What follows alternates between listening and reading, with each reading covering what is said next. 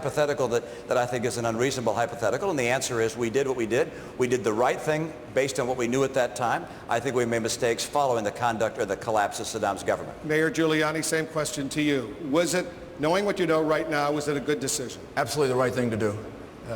It's unthinkable that you would leave Saddam Hussein in charge of Iraq and be able to fight the war on terror. And the problem is that we see Iraq in a vacuum. Iraq should not be seen in a vacuum. Iraq is part of the overall terrorist war against the United States. The problem the Democrats make is they're in denial. That's why you hear things like you heard in the debate the other night that Iran really isn't dangerous. It's 10 years away from nuclear weapons. Iran is not 10 years away from nuclear weapons. And the danger to us is not just missiles. The danger to us is a state like Iran handing nuclear weapons over to terrorists. So it has to be seen in that light, and we have to be successful in Iraq. Senator McCain, arguably going to war is the most important decision a member of the Senate can make. Did you read the National Intelligence Estimate, which included all the caveats on whether or not there were weapons of mass destruction in Iraq? I did not read that particular document. I received hundreds of briefings, tens and hundreds of hours of study and background and information on it. And the fact is that the sanctions were breaking down. The sanctions were not going to hold. We had a multi-billion-dollar scandal in the form of oil for food. The fact is that Saddam Hussein had used weapons of mass destruction before on his own people and on his enemies, and if he'd gotten them again, he'd have used them again. That was his commitment and his belief that he was going to, and we did the right thing. The problem was the mismanagement of the conflict. Thank you, Senator. Senator Brownback, you're also a member of the United States Senate.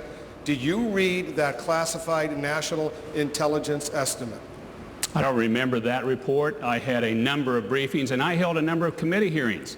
At that time, I was chairing the Middle East Subcommittee on Foreign Relations, and we held hearings on this topic and what was taking place and what Saddam was doing. But the issue is that we've got to put forward now a political plan. And that's something I'm going to introduce tomorrow, a political plan to create a three-state solution in Iraq. Kurdish state, a Sunni state, a Shia state, because Iraq is more three groups held together by exterior forces. And that's what we've lacked, is a political plan to get us moving forward in success. Thank you, Senator. Governor Gilmore, let me go to you. You chaired this commission.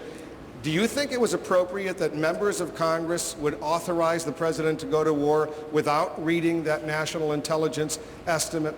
Well, I think the people who are in Congress who are responsible for sending this country to war with the enormous dangers that it has geopolitically and strategically ought to read at least that kind of material. I know they get a lot of stuff and they can't read everything. But you know what, Wolf, I think the true business is this. The interest of the United States is in creating as much stability as possible in the Middle East. There is a very great danger to this country. Our interest in Israel, our interest in energy, and in other ways, there's a giant danger of the Middle East becoming an unstable place. Saddam Hussein was unstable. And so taking him out was good there, but we certainly didn't anticipate the further instability that was to come after. We're going to bring all of you in, but I want to go to Scott Spradling of WMUR for the next question. Thanks, Wolf. Senator McCain, we've just spent a few minutes looking back. I'd ask you to look forward now, if you will. Since June 1st, there have been at least 17 confirmed deaths of American soldiers in Iraq. Approximately 100 U.S. troops are dying there every month.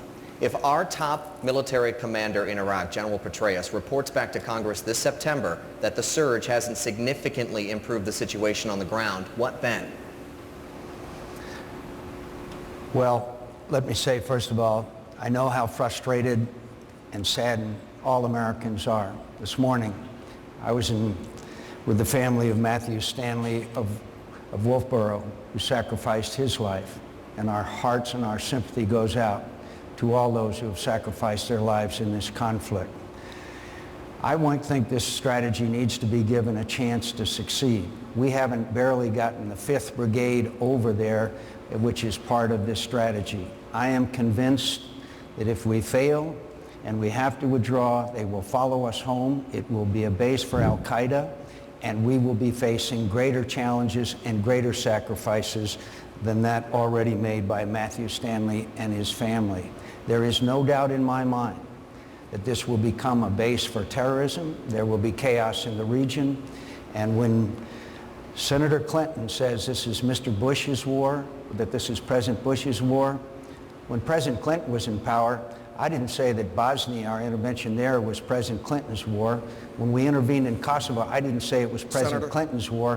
What Senator Clinton doesn't understand, that presidents don't lose wars, political parties don't lose wars, nations lose wars, and nations have the consequences of failure. We must succeed in this conflict. The question was, if General Petraeus says it's not working so far in September, what do you do then? Then you have to examine the options, and I'll tell you the options. One is the division that Sam described.